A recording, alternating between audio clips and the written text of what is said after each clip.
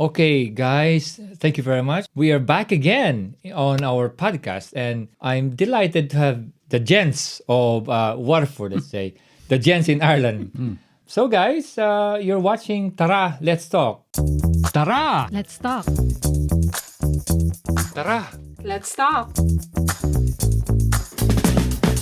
As we always talk about in these podcasts, immigration and working abroad, things like that. We have our lovely guest here. From my right, Mr. Terry O'Rourke, and of course, Mr. Anthony Roach. You probably have seen them both in our podcast before because it's my 20th years now in Ireland, guys. And I am very happy. Both of these gents, they're here now on our podcast. This is Mr. Tony, and you introduced me.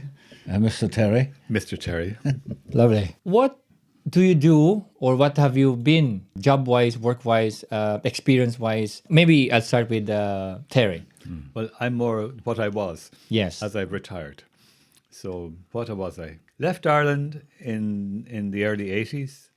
Ireland was very depressed at the time, very poor economy, lots of people leaving Ireland, very little happening in Ireland, no development. And happy to leave, and a lot of my generation left as well, and went off to the Middle East and North Africa. Had great experiences. Probably the best thing I ever did.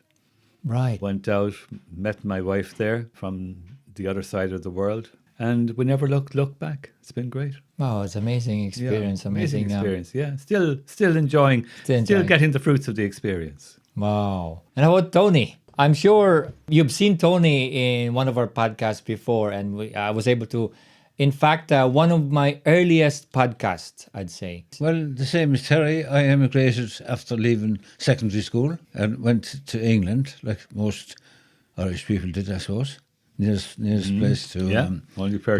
get employment. And I lived in the UK for 9 years, a year, and then left. I went to Germany, and after that I went parts of Africa, as we spoke about before. Before, yes, yeah. But and then back here again, working here, still working here. Still working, yeah. Like Terry. I surrendered. I surrendered 4 years ago. Yeah. Oh, He's a glutton for punishment. yeah. Wow. Now, when you were working abroad, what was it like? The experience away from your family, away from Ireland. I say it's the best thing I ever did. I don't know about you. Well, when you're younger, it's the best thing you've ever done. It's fantastic. Like, to move out of to a foreign country, like, you know what I mean? Yeah. Well, it was easy, I suppose, English speaking, but it was. We were 4 of us went off together. Never even told our parents, believe it or not. Then they found out we were gone. Yeah. Yeah, that was it. But was it easier for you to just travel and just look for jobs abroad at that time? Oh, yeah, I mean, It was. I think it's harder now because younger people have phones and they've contact with everybody all the time. When we went away, we were gone. Like, we would send a letter whenever. We'd lie. Write a say- letter, really? Write a letter. Say, no, there's a letter in the post. You know, there's a letter in the post. There isn't. yeah. So, That was so it. you would contact. You would have contact. You would never receive any letters because you were moving around, and you sent whenever, and everyone assumed you were all right. Whereas nowadays, the younger people can't escape at all. They have their phones. They want daily communication. Yeah. We just disappeared, and when you came back, you told them everything. Yeah. Yeah, That was it. Okay, Yeah. that was Pretty basic, like, you know what I mean? it's really simple. There was no phones No, other than landlines. No. And then your parents didn't have a phone anyhow. There was no point in, you know what I mean? there was no one to ring. No, well, Well, you could ring the local yeah. guard station. Yeah. Maybe. Yeah. so the houses. You have no phones basically. No. Just post. That's it. And then when you say you have to ring the guard station. No. If we Is were it to like a- ring, Is if it you were go- if you were in the middle of nowhere, Yeah. and you had to ring home, Okay. and there was no phone in your house, because most houses didn't have a phone then. Oh. Who would you ring? And they would know the locals at that time. I'd say You don't- they would know each and every You'd only do that in an emergency. In emergency. emergency. I Ah. never even no, dream we, it. do, You we never wouldn't had to. dream We wouldn't dream of doing it. Only. Okay. Your mother dropped dead. The police car outside your house. it. Yeah. What happened? What happened? No, Yeah, no. oh, Thank yeah. God we never had to. Yeah. But you had adventures. You had really adventures, and you didn't know where you were going. Like nowadays, Google Earth and Google Maps, you actually know where you are. You are. And you know where you're going. Yeah. Should we be heading off into the desert and you wouldn't know? You'd be trusting the guy who do, and he might be wondering if you knew. And should it be the two of you? Nobody knew. Nobody, yeah. But that's probably adds up the fun of like working somewhere and going somewhere. Well, I think for the younger people, they consider it fun, but for us, it was just normal. Oh, just no. Yeah, That's I just the way it suppose. happened. Yeah. Yeah. You just talk to someone, you slow down, and you get a few words, explain to them where you were going, and they'd more or less tell you where to go. It was very Okay. simple. And when it comes to the jobs that you were in before abroad, how about the people that you've met over there? What's the reception over? I go. Well, for Irish people, it was easy. Easy. There's many Irish people. They're everywhere. I suppose nearly most of my class, you ran into them. They were in the same boat. There was no work in Ireland back in the late 60s, 70s. There was only work for a farmer. There was no just emigrate. Emigrate. You didn't want to be a burden to your parents, I suppose. Okay. Is one way to look at it. Yeah. You know what I mean? Like it's extraordinary to remember that there was no work. I mean, there were no jobs. So that you younger people finish school and you plan on working somewhere. No chance of going to university or anything like that. That was out of the question. There wasn't wow. any money for that. The nearest college would be in Dublin or Cork. So you weren't going to go there. So then you had to work, and there just wasn't work. There weren't factories. There weren't. Everything came later on. You know. Nowadays there's so many job vacancies. You Yeah. have a choice, but we did. They just simply weren't there. I remember working in Saudi Arabia. Everybody on the bus from the hospital to the apartments were Irish. There Okay. were nurses and all sorts of people. Everybody from Ireland, loads of people. You get a newspaper, maybe a Sunday Independent, might be a month or two old. You still read it like it was fresh because yeah. you had no idea what was going. There's no internet. There's no looking up online what was happening at home. TV was only after You had start. no idea. Really? TV. Yeah, Crikey. Satellite was what they did for NASA to send people to the moon. Yeah, Yeah, and, and spying, I suppose. Spying, but there's no way you could know. There's no satellite dish. If you put one on the roof, nobody would know what it was. I think it was collecting water, and you just didn't know. You really didn't know what was happening. And then someone would bring a newspaper, and it would have been read so many times. It would be sort of crinkly. I don't know the way a newspaper is usually kind of smooth, but God, you'd read it like it was fresh. Yeah. Lovely, yeah. That's amazing. That's how you keep up. And somebody would come back from holidays, and you say what's happening at home, and they sit down and they tell you all the happenings. And how about something like, do they bring some stuff from Ireland at that time? Like now, people will always request for tato and Barris tea. When you go Yeah. somewhere, it will be like that. Not really, and not really. Is there something like something that people will bring? A tato would be a big thing, or tea bags. Tea bags. Okay. But then the milk wouldn't be good enough. It wouldn't be good enough as Irish milk, so it wouldn't be. Yeah, wouldn't yeah. be the same, Yeah. would it? yeah. Oh, I suppose. No. Well, I wouldn't. Yeah, there wasn't much of a change to go to the UK. Like, I suppose UK is just there. Just Yeah. it's not far. it's only like the longest part of the journey, I suppose, is from Fishguard up to London. But I said from here to Rosslare was only like an hour on the train. Yeah. Less than an hour, sure. But you don't really travel every month coming back, even though you're just in London or No, or I didn't England. come back for 5 or 6 years. No. Really? First time I came back on a holiday. Yeah. It's expensive, isn't it? No, I didn't even think about it. Or you don't just once you're out, you're just Yeah. out there and just you're well, just doing you're making your own way in life, okay. I suppose. Like, Yeah. You know what I mean? And there was a time in Ireland nothing changed.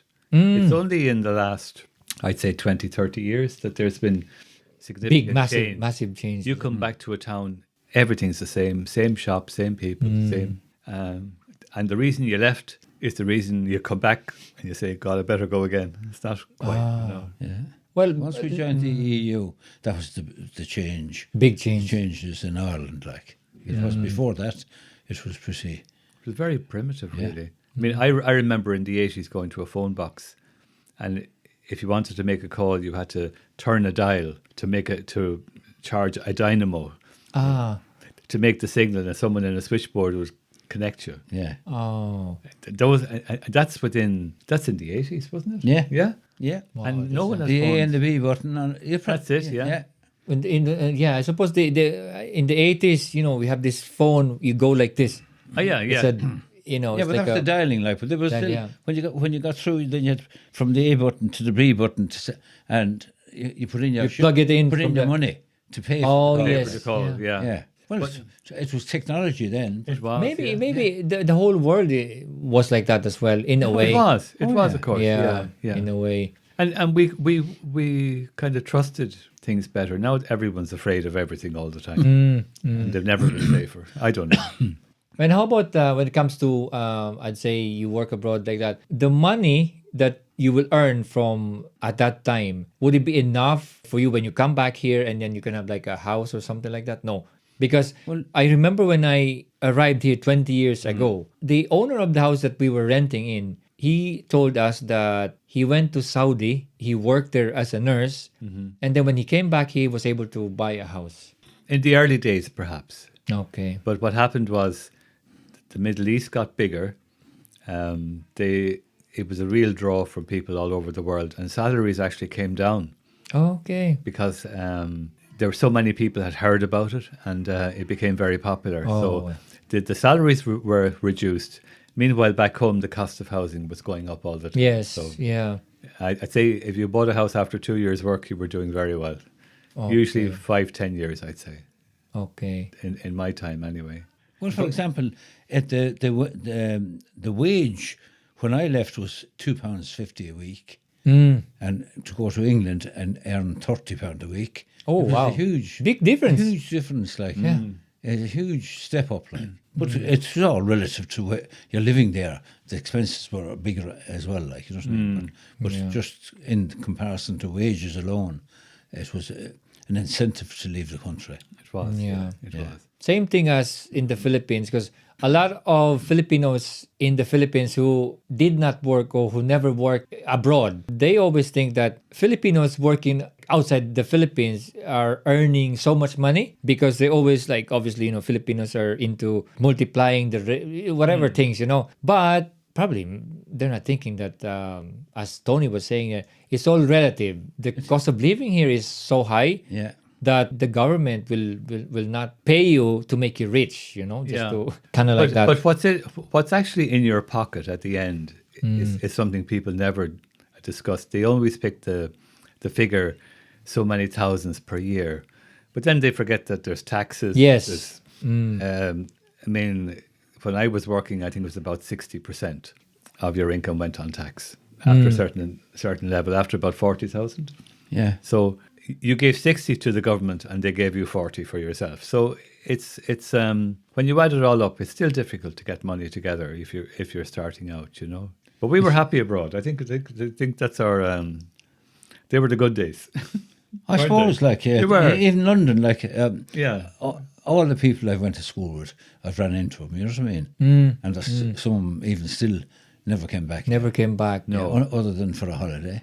How about Australia? Were you never tempted to go over at that time I to was work? going to go to Australia. I signed the immigration papers. It was only £10 to go to Australia. The British government funded it. Yeah. And I actually signed the papers, but never actually went.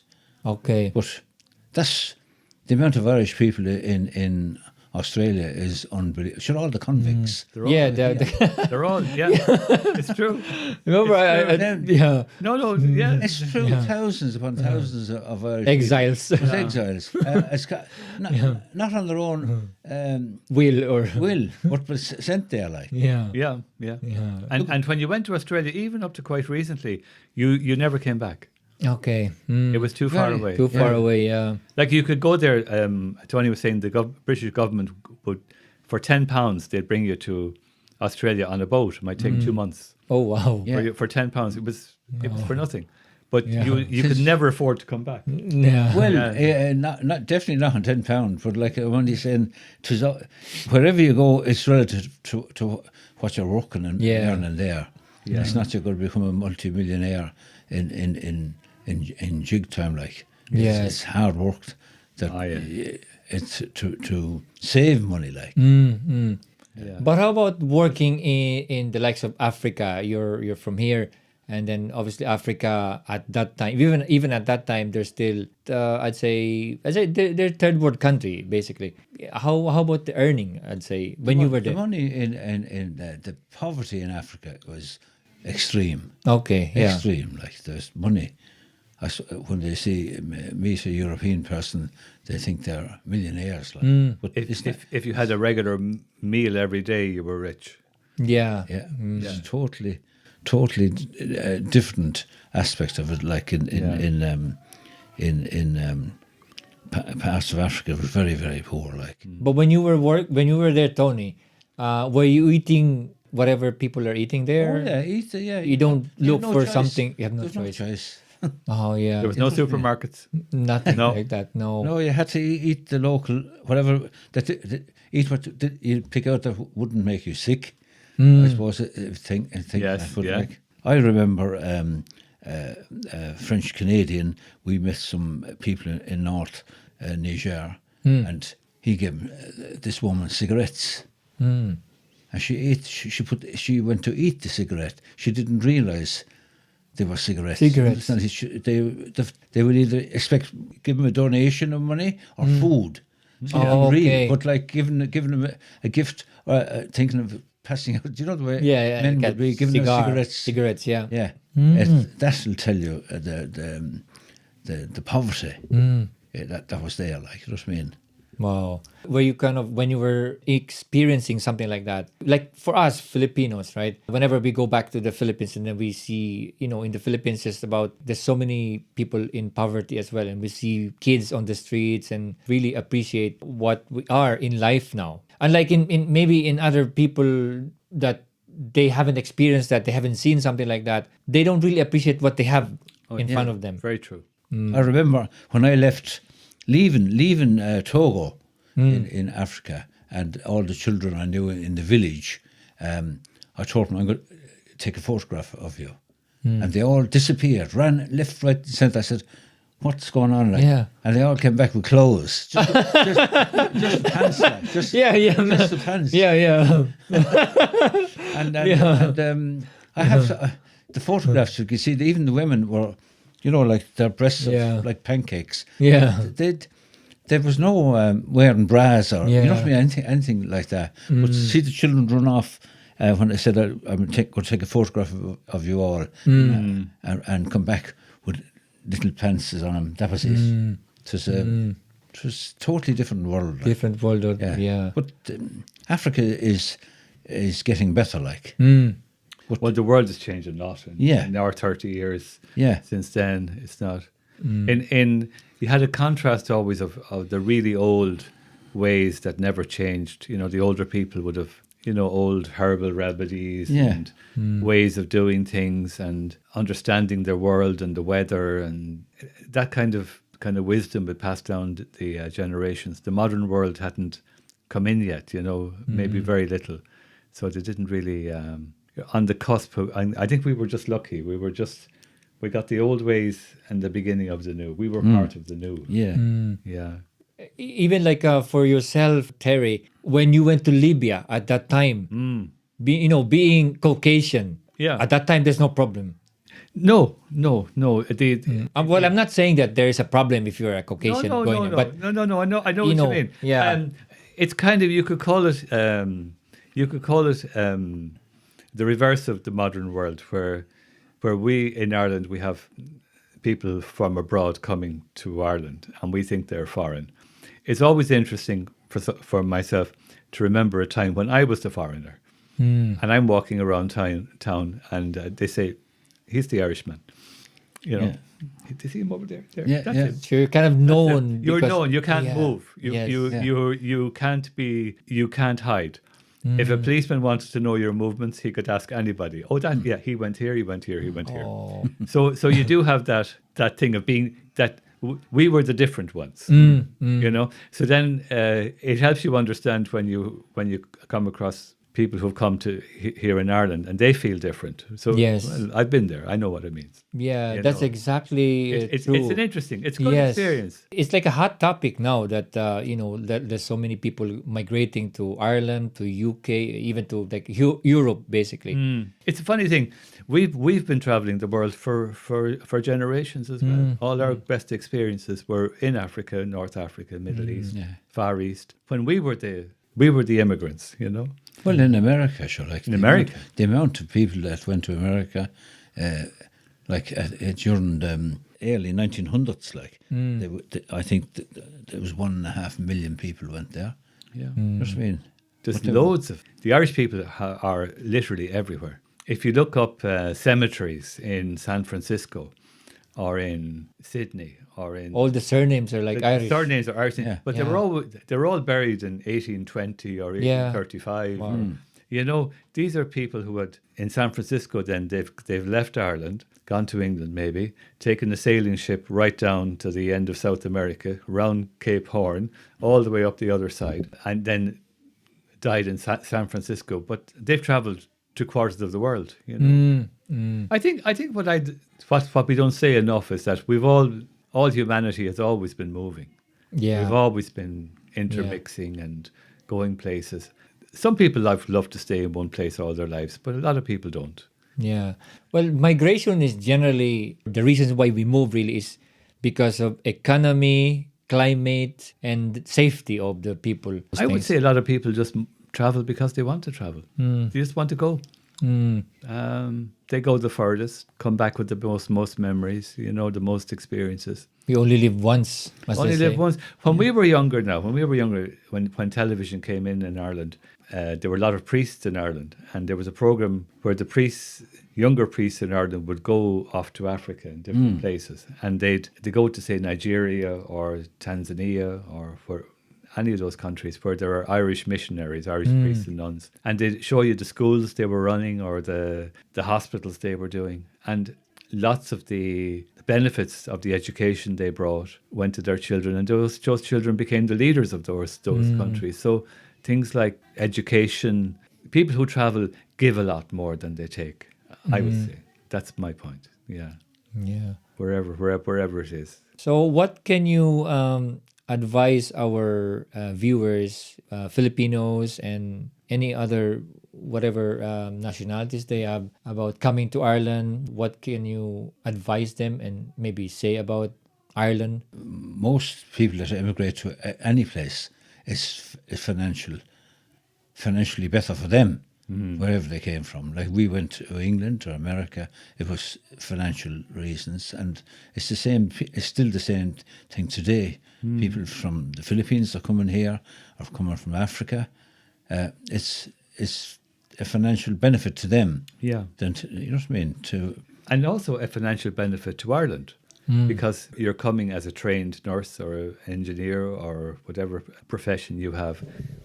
And the Irish education system didn't have to teach you. You arrive fully ready to go. So you are giving to Ireland, and Ireland is giving to you. It's a fair exchange. You're not Kawawa coming here. Yes. It's important to remember your contribution is required and welcome. And we've been welcome all over the place. Yeah. I never had an issue. Never had an issue. An issue in any country. No. You know what I mean? It's always a welcome. Of course, the people you're speaking to would love to come here, but that's happening now. Yeah. There's, as I said, all the nurses and doctors. The Irish they're the minority, aren't they? Yes. It's the tables have turned. Have turned, yes. Yeah. Yeah. But Exactly. it's yeah. for the better. It's not. Oh, it is. It's for you know what I mean. The Filipinos who come now are very lucky. There's a large community here already, well established. You can go to an Asian shop and buy the foods you like. You have friends and people who've gone ahead who can advise you. A lot of experienced people here, a lot of the older experienced Filipinos, now they're Irish citizens, but they have a wealth of information. So it's a good time. It's a good time to come. Yeah. So, with that, ladies and gentlemen, thank you for listening to us. Thank you for watching. And I'd like to thank again my guests, Mr. Anthony Roche and Mr. Terry O'Rourke. We thank you also. Thank you. Thank you very much. It's been a pleasure. Tara! Let's talk. Tara! Let's talk.